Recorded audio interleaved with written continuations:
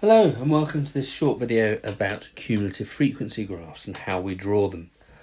Now, the first thing we need to do very often is work out what the cumulative frequency is. When we're talking about cumulative frequency, it's how many things we've already had, we're accumulating them. So we know that between 20 and 30 years there were 12 people.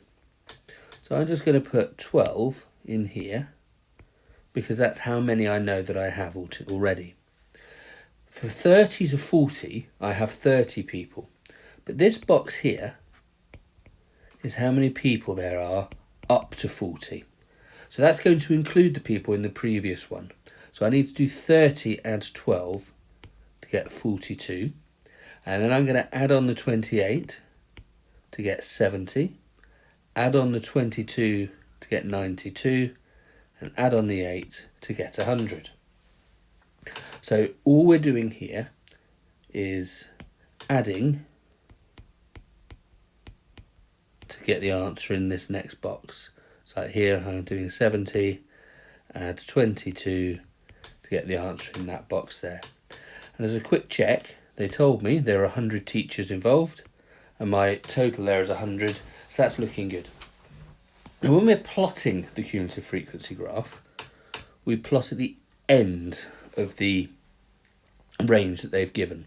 So the first thing I'm going to do is plot 30 against 12, which is about here.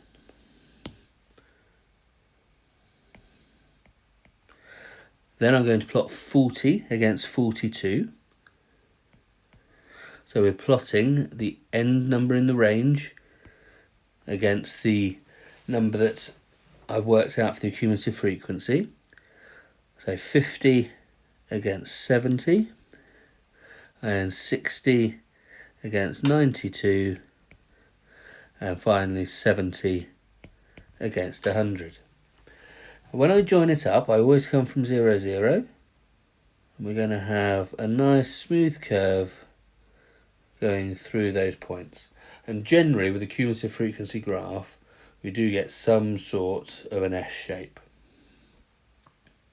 Now, we can use a cumulative frequency graph to work out all sorts of different things. If I want to find the median, so as you know, the median is a measure of average, and it's the number in the middle. Now, I had 100 teachers, so the halfway point is 50. We do the cumulative frequency divided by 2. And if I read across from 50 and then read down, we can see that the median age is 43. So we're coming across from the halfway point and then reading down. Similarly, we can work out what we call the interquartile range. Now for the interquartile range, what I'm thinking about is the quarter of the way and the 3/4 of the way. So for the interquartile range, I need the lower quartile, and that's going to be teacher number 25. And the upper quartile is teacher number 75. So if I come across from 25, we can see that the lower quartile is 31. And if I, sorry, not 31, 36. And if I read across from 75,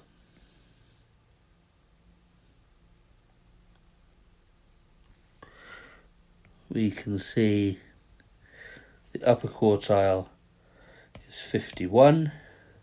So to work out the interquartile range, we're going to do 51 take away 36, which is 15. So my interquartile range is 15. The only other thing really they can ask us with something like this is something along the lines of how many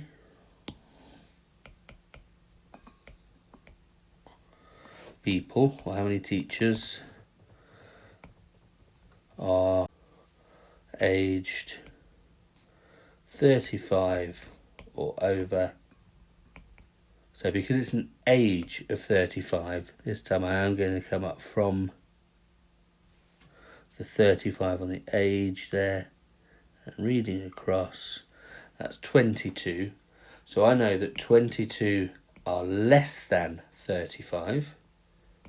So if 22 are less than 35, so remember the cumulative frequency is always showing me less thans.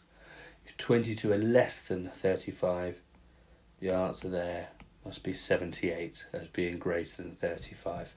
So if you remember, we started with 100 teachers.